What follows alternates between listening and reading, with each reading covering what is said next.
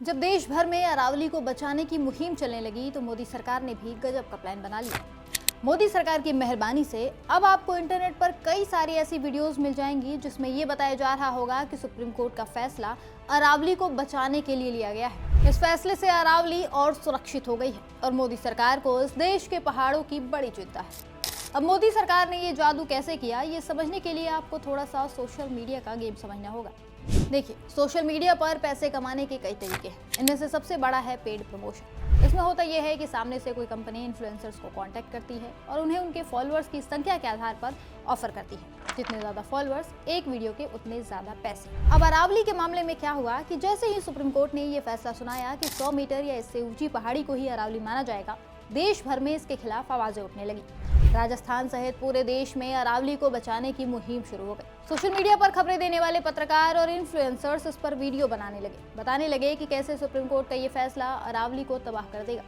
ये videos viral भी होने लगे और जो नहीं भी जानता था इस फैसले के बारे में, वो भी अरावली को बचाने की बातें करने लगा। मोदी सरकार ने पहले तो इसे ज्यादा सीरियसली लिया नहीं। उन्हें लगा कि 2-3 दिन का गुस्सा है, अपने आप शांत हो जाएगा, लेकिन ऐसा हुआ नहीं। दिन पर दिन लोगों का गुस्सा और बढ़ता चला गया। फिर मोदी सरकार ने अपने गोदी पत्रकारों को काम पर लगाया। सुधीर चौधरी और रजत शर्मा जैसे पत्रकारों ने अरावली पर वीडियोस बनाए। पहले रजत शर्मा ने अरावली तोड़े जाने के फायदे गिनाए।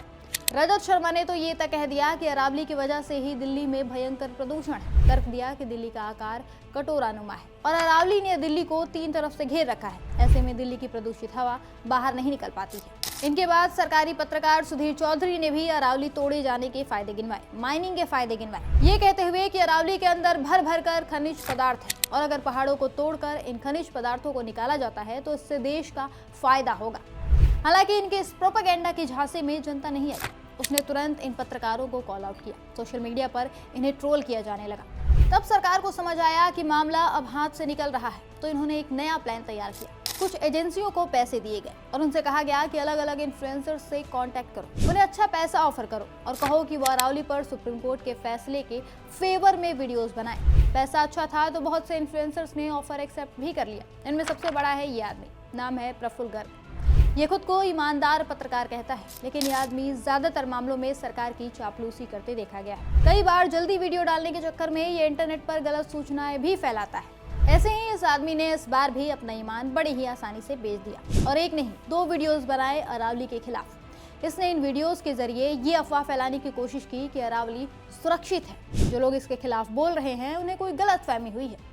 देखते ही देखते इंटरनेट पर इस तरह की वीडियोस की बाढ़ आ गई। हर छोटे से बड़ा इन्फ्लुएंसर अरावली सेफ है का गाना गाने लगा। यहाँ तक तो बात किसी को समझ नहीं आ रही थी, लेकिन इन एजेंसियों ने एक गलती कर दी। इन लोगों ने ये ऑफर उन इन्फ्लुएंसर्स को भी भेज दिया जिनके अंदर का जमीर अभी भी जिंदा है। इन इन्फ्लुएंसर्स ने जैसे ही इस तरह के ऑफर देखे, इन्होंने पहले तो उसे रिजेक्ट किया और फिर इंटरनेट पर आकर इन एजेंसियों को एक्सपोज कर दिया। उन्होंने बताया कि कैसे कुछ एजेंसियां अरावली पर सुप्रीम कोर्ट के फैसले के फेवर में वीडियोस बनाने के लिए पैसे बांट रही हैं और कई इन्फ्लुएंसर्स इस ऑफर को एक्सेप्ट भी कर रहे हैं। और कुछ इस तरह से मोदी सरकार का एक और प्लान फेल हो गया। जान लीजिए कि अभी भी अरावली को बचाने की मुहिम जारी है। लोग आज भी लगातार इसके लिए आवाज उठा रहे हैं।